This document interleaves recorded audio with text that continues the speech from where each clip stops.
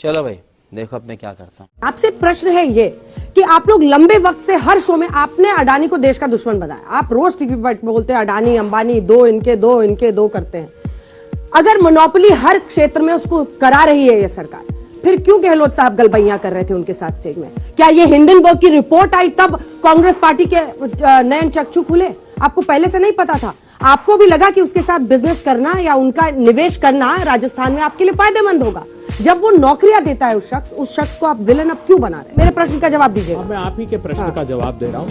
भी चूंकि महाभारत का जिक्र आया, तो जब महाभारत का युद्ध चल रहा था तो भगवान श्री कृष्ण हस्तिनापुर गए अंतिम प्रस्ताव लेकर कौरवों के पास, जो आज की भारतीय जनता पार्टी, जिसको हमारे तेजस्वी, मनस्वी, यशस्वी, तपस्वी राहुल गांधी जी ने संज्ञा दी है।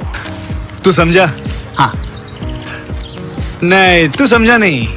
वो गए उनके पास कृष्ण जी और उन्होंने कहा रखो अपनी धरती तमाम दे दो, सिर्फ मुझको 5 ग्राम। सॉरी टोक रहे हैं। क्या बोला आपने? किसके लिए ये शब्द यूज किया आपने? तेजस्वी यादव बोला? मैंने कहा यशस्वी, मनस्वी, तेजस्वी, तपस्वी राहुल गांधी। अच्छा, उनके लिए 4 आपने। हाँ भाई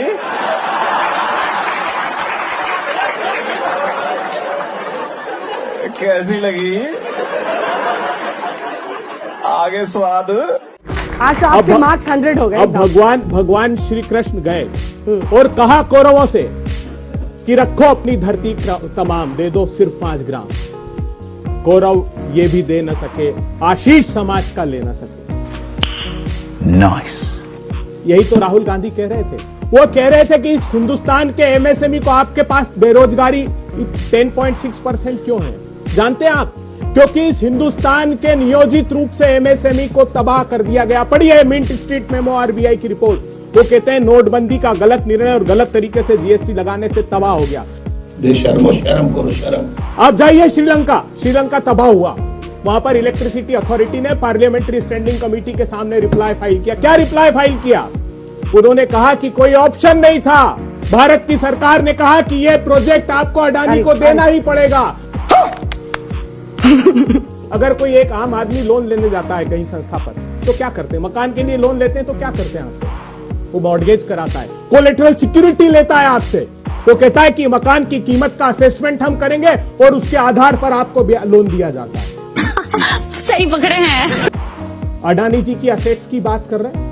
आज जो अडानी जी के शेयर जिन लोगों ने लिए हैं, वो कई संस्थाओं ने उसको कोलेटरल एक्सेप्टेंस मना कर दिया है उनके शेयर के गिरने से।